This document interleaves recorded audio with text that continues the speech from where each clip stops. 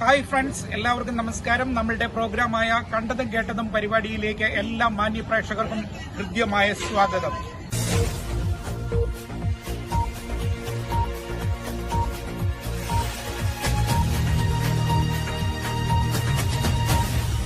ഞാൻ നിങ്ങളുടെ സ്വന്തം സോണിച്ചൻ 40-ാം കളമാണ്. ഫ്രണ്ട്സ്, ഞാനിപ്പോൾ വന്നിരിക്കുന്നത് നമ്മുടെ പാലായിലാണ്. ഇന്ന് ഇവിടെ ജൂബിലി ആഘോഷമാണ്. ഇവിടുത്തെ പള്ളിയിലെ പെരുന്നാളാണ്. പാലക്കാരെ സംബന്ധിച്ച് വലിയ ആഘോഷം നിറഞ്ഞ ഒരു ദിവസമാണ് ഇന്ന്.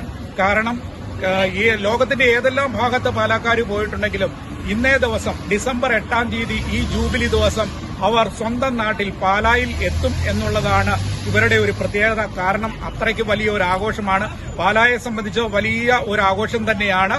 പിന്നെ ഒരു കാര്യം എടുത്തു പറയേണ്ടത്, പാലായെപ്പറ്റി പറയുമ്പോൾ രണ്ട് പ്രമുഖ വ്യക്തികളെ നമുക്ക് ഓർക്കേണ്ടതായിട്ടുണ്ട്. ഒന്ന്, പാലാ രൂപതയിലെ ആദ്യത്തെ ബിഷപ്പായിരുന്ന വയലിൽ തിരുമേനിയെ പറ്റി നമുക്ക് എടുത്തു പറയണം. ആ ബിഷപ്പാണ് പാലായുടെ ഒരു ചരിത്രം തന്നെ മാറ്റിമറിച്ചത്. കാരണം എന്നാന്ന് ചോദിച്ചാൽ, നമുക്കറിയാം പാലായിലെ ഇന്ന് നമ്മൾ നെടുന്തൂണായി കാണുന്ന saint Thomas college, Alphonsa college, അതുപോലെ ലൈബ്രറി, അതുപോലെ തന്നെ വിദ്യാഭ്യാസത്തിന്റെ എല്ലാ മേഖലകളിലെയും ഉയർച്ചയിലേക്ക് കൊണ്ടുവരുവാനായിട്ട് ആ ബിഷപ്പിന്റെ പരിശ്രമം ഒരു വലിയ ഘടകം തന്നെയായിരുന്നു. അതുപോലെ തന്നെ ആധ്യാത്മിക മേഖലയിലും അദ്ദേഹം വളരെ ശ്രദ്ധാലുവായിരുന്നു. അപ്പൊ ഈ രണ്ട് മേഖലയിൽ ആ ബിഷപ്പ് കാണിച്ച ആ ഒരു ആത്മാർത്ഥതയും സ്നേഹവും പാലക്കാർ എപ്പോഴും ഓർക്കുന്ന ഒരു കാര്യം തന്നെയാണ്. പിന്നെ രണ്ടാമത്തെ ഒരു വ്യക്തി എന്ന് പറയുന്നത് നമ്മുടെ മാണിസാറാണ്.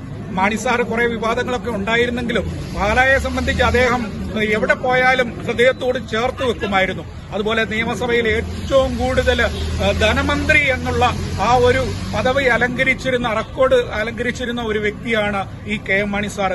അപ്പോൾ ഈ രണ്ട് വ്യക്തിയെയും അനുസ്മരിച്ചുകൊണ്ട് നമ്മളുടെ ഇന്നത്തെ വീഡിയോ നമുക്ക് ആരംഭിക്കാം.